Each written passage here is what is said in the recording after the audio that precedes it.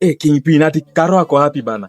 Sijua mimi ndio mademu wangu ni mambo yangu hiyo. CEO. Sijua mimi ndio CEO bana. Mimi ndio mwenye mapenzi tamu. Nasikia ati ako Canada bana. Si ndio ako Canada, mimi ndio mwenye mapenzi. Uko na wengi mademu wengi utakuja kushikwa. Mimi siwezi shikwa.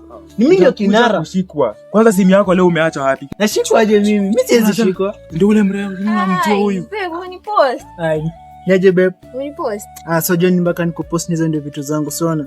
Yeah, sijua mpaka nipost vitu zangu. I'm very proud of you. Lakini nikiangalia hii post, mtu mmoja very proud. Okay.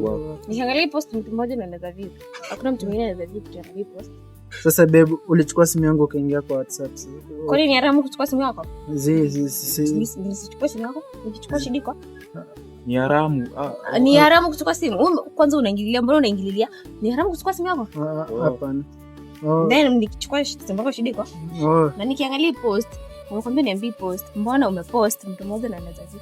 Sasa je babe ni ama umepost ngoja. Umepost mtu mmoja ndo anaweza view juu au wengine hawezi ona. Mimi najua. Sawa. Mimi nyamazi, sijui mbona unaingilia wewe. Mtu mmoja au wengine ndo wasione, si ndio? Huyu ni bro. Mimi sijakwambia uniambie sijui ni brother yako kazini yako. Mwachane. Whichever the case. Mimi nimekwambia ni explain hii post. Mbona umepost mtu mmoja ndo anaweza view? Si nilikuwa na nimekwambia nyamazi, utakula coffee. Atakunywa kahawa kisha mimi sitaki stories zero, sijui nini mkono unaongelea mkujua na yeye, but mimi nakwambia ni explain. Mbona umepost mtu mmoja ndo anaweza ona? Na mimi tu ndo naweza view. Nikani nilipost usiku.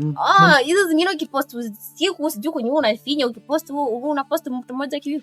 Macho ilikuwa imefura jana. Ati ilikuwa imefura, mbona sasa haijafura? Okay. No sorry. Mimi zangi hizo games na kana simu yako na usinifuate, hata usijaribu kunipigia, sitaki riba zako. Cheki. Jaribu si anamaanisha it's over, kwani wewe atakuwa mjinga bana.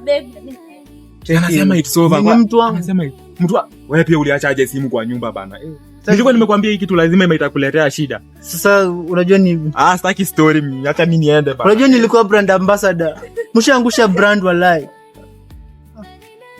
Nimebaki ambassador bila brand.